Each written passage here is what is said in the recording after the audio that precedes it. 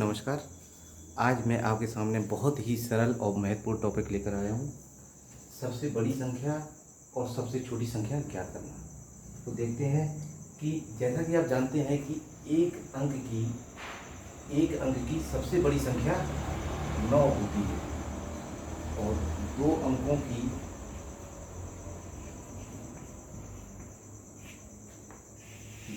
की सबसे बड़ी संख्या 99 होती है।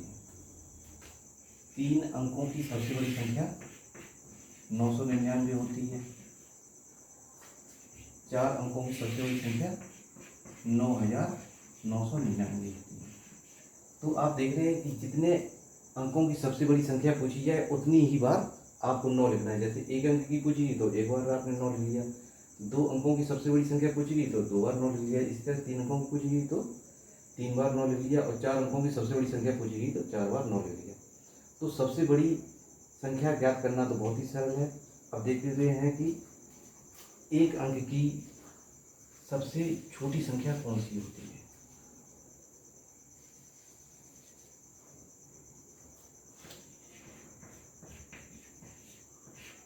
एक अंक की सबसे छोटी संख्या, जब भी आपसे ये पूछा जाए कि एक अंक की सबसे छोटी संख्या बताइए, तो पूछने वाला ये जानना चाहता है कि एक अंक की सबसे छोटी प्राकृतिक संख्या कौन सी है।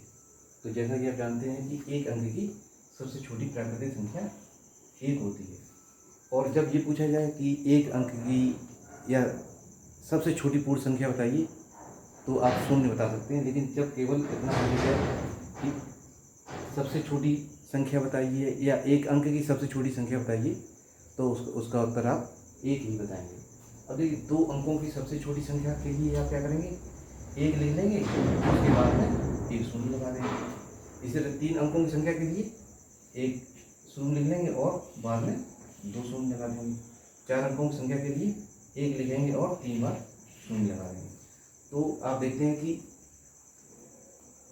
सबसे बड़ी संख्या ज्ञात करना बहुत ही आसान है। जैसे पूछा जाए कि अभी आपने देखा कि एक अंक की संख्या के लिए, एक अंक की सबसे बड़ी संख्या के लिए एक बार 9 लिख लिया, 2 अंक की बड़ी संख्या के लिए 2 बार 9 लिख लिया, या जितने अंकों की बड़ी संख्या पूछी जाए तो उतनी बार आपको 9 लिखना है। जबकि एक अंक में थोड़ा सा, जो सबसे छोटी संख्या के लिए आपको थोड़ा ध्यान रखना पड़ता है कि इसमें एक अंक का भी प्रयोग होता है और शून्य का भी प्रयोग होता है। तो देखिए कि इसे किस तरह से बहुत ही आसानी तरीके से याद रख सकते हैं।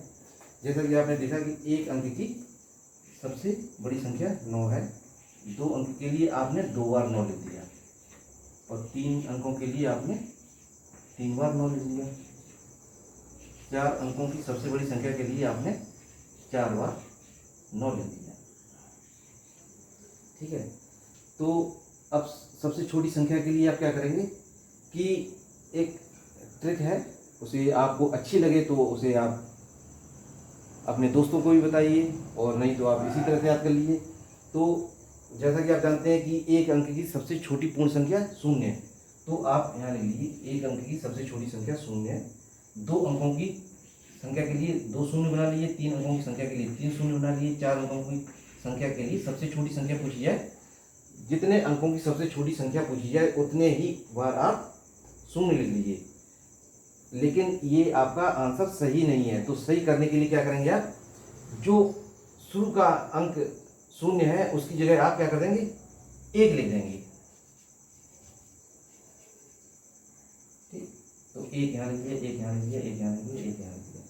तो आप देखते हैं कि एक अंक की सबसे छोटी संख्या आपकी 1 हो गई। एक अंक की एक यानी 2 अंकों की सबसे छोटी संख्या आपकी 10 हो गई। 3 अंकों की सबसे छोटी संख्या 100 हो गई और 4 अंकों की सबसे छोटी संख्या 1000 हो गई।